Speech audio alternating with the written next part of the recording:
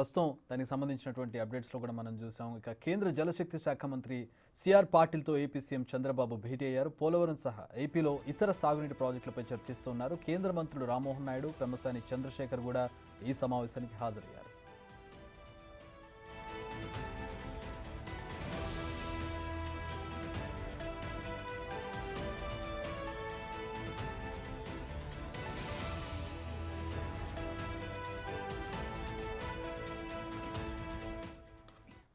Right, Chandrababu కేంద్ర జలశక్తి మంత్రితో భేటీ అయ్యారు. దీనికి సంబంధించి పూర్తి వివరాలు తెలుసుకునే ప్రయత్నం చేద్దాం. ఢిల్లీ నుంచి మా ప్రతినిధి శివ జాయిన్ అవుతున్నారు. శివ, ఎట్లాంటి చర్చలు జరుగుతూ ఉన్నాయి? పోలవరానికి సంబంధించి ఆల్రెడీ బడ్జెట్లో కేటాయింపులు జరిగాయి, పూర్తి బాధ్యత తమదే అని చెప్పి కేంద్రం చెప్పింది. ఇప్పుడు ఎట్లాంటి చర్చలు జరుగుతూ ఉన్నాయి?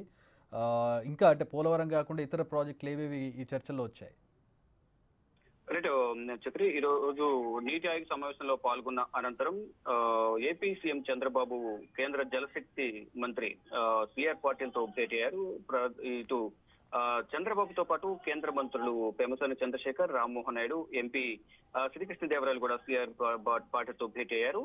ఇటీవల కేంద్ర బడ్జెట్ లో పోలవరానికి సంబంధించి అన్ని విధాల నిర్మాణానికి సంబంధించి కేంద్రం సహకారం అందిస్తుందంటూ కూడా కేంద్ర బడ్జెట్ లో నిర్మలా సీతారామన్ ప్రకటించారు. ఇక దానికి సంబంధించి పోలవరం ప్రాజెక్ట్ తో పాటు రాష్ట్రంలో ఉన్న నీటి సంబంధించి ఇతర సాగునీటి ప్రాజెక్టులపై కూడా కీలకంగా చర్చలు జరపబోతున్నారు. మరోవైపు అంటే ఇది ఒక మర్యాద పూర్వక భేటీగా కూడా చెప్పుకోవచ్చు. జలశక్తి శాఖ మంత్రిని కలవడంతో పాటు ఆ శాఖకు సంబంధించిన అధికారులను కూడా గతంలో రాష్ట్ర నీటిపారుదల శాఖ మంత్రి నిమ్మల రామానాయుడు కూడా కలిశారు. తర్వాత ఇటు కేంద్ర ప్రభుత్వం కేంద్ర బడ్జెట్ లో పోలవరానికి ప్రత్యేకంగా నిధులు సమకూర్చడం కానీ R&R ప్యాకేజీ సంబంధించి కానీ 10,000 కోట్లు కేటాయించినట్లు, ప్రస్తుతం ముందస్తుగా 10,000 కోట్లు, తర్వాత మరింత సహాయం అందిస్తామంటూ కూడా కేంద్రం ప్రకటించింది. ఈ రోజు చంద్రబాబు ఈ పోలవరం ప్రాజెక్టు నిర్మాణానికి సంబంధించి త్వరితగతిన నిర్మాణం పూర్తి చేయడానికి 10,000 కోట్లతో పాటు అదనంగా మరికొన్ని నిధులు కేటాయించాలనేది ప్రధానంగా సిఆర్ పాటిల్ దృష్టికి తీసుకువెళ్లేందుకు చంద్రబాబు ఈ భేటీలో పాల్గొన్నారు. ఈ భేటీలో ప్రధానంగా ఈ పోలవరంతో పాటు ఇతర సాగునీటి ప్రాజెక్టులకు సంబంధించి కూడా కొన్ని ప్రాజెక్టులకు సంబంధించి గతంలో ఏదైతే పెండింగ్ బకాయిలు ఏవైతున్నాయో, పెండింగ్ ప్రాజెక్టులు ఏవైతున్నాయో వాటి గురించి కూడా చర్చించి దానికి కూడా సహకరించాలంటూ కూడా ఈ భేటీలో చర్చలు జరిపే అవకాశం ప్రధానంగా కనిపిస్తోంది. చెప్పి రైట్, నీతి ఆయోగ్ సమావేశంలో ఎట్లాంటి డిస్కషన్ జరిగింది? ఎట్లాంటి వాదన చేశారు చంద్రబాబు? అంటే ఎట్లాంటి సూచనలు కానీ ఎట్లాంటి డిమాండ్స్ కానీ చేశారు?